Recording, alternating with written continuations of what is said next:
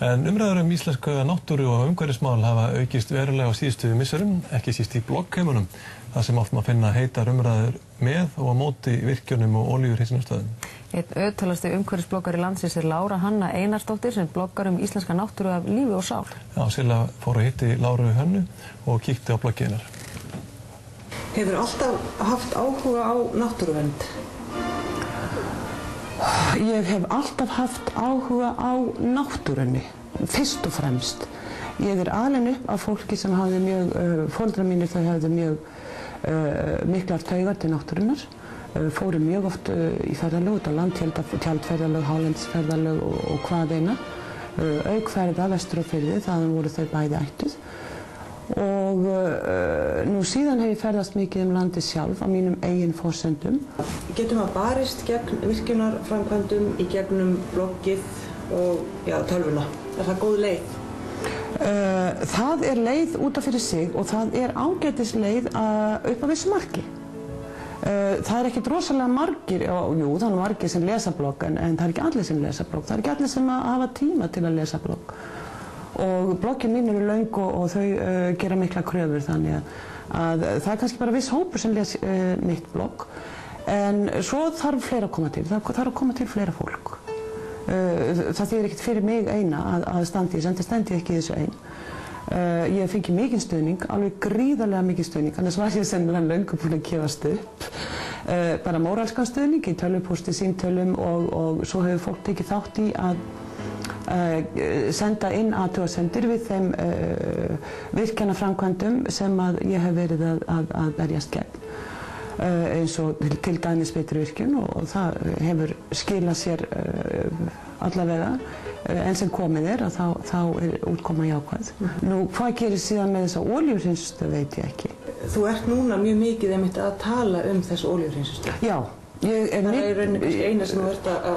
Í augnablik, það kom svona niðurstaða nokkurs konar í Bitruvirkjunarmálið í maí þegar annars vegar Skipulagsstofnun lagðist eindregið gegn Bitruvirkjun og 19. maí og síðan 20. maí að þá ákvað stjórn Orkuveitunar að hætta við virkjunina, að minnsta kosti í bili.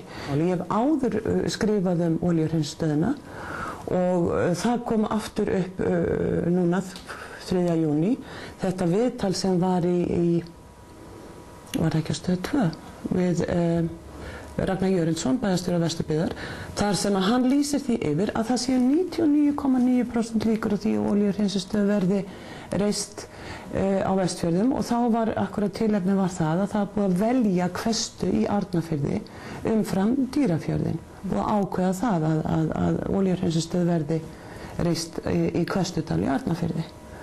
Og þá náttúrulega kom þarna tilefni til þess að taka það mál upp aftur. En sjáðu bara farandverkamennin á Kárahnjúkum til dæmis og hvernig farið var með þá. Viljum við þetta á Vestfjörðunum líka?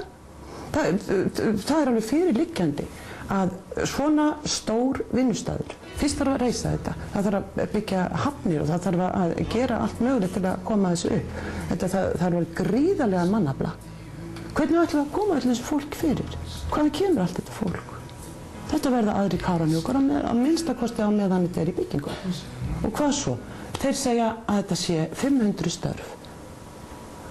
Hver kemur til með að vinna þarna? Ertu á móti öllum virkjunum? Nei, alls ekki.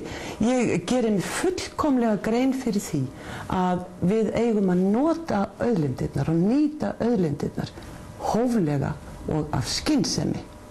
Er þetta vonlaus barátta, Lára Hanna? Nei. Barátta fyrir náttúrunni, hún má aldrei vera vonlaus. Náttúran hefur sér enga aðra málsvara heldur en okkur og við verðum að leggja okkar að mörkum.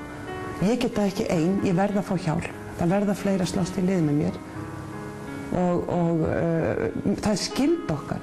Það skylda okkar fyrir börnin okkar og barnabörnin, afkomendur alla og næstu kynslóðir að gæta þess að skilja landið eins ósnert og hægt handa næstu kynslóð. Svo getur hún ákveðið hvað hún vill og þarf að virkja og nýta á okkar auðlindum. Þetta bara með þennan æðibunugang sem hefur verið á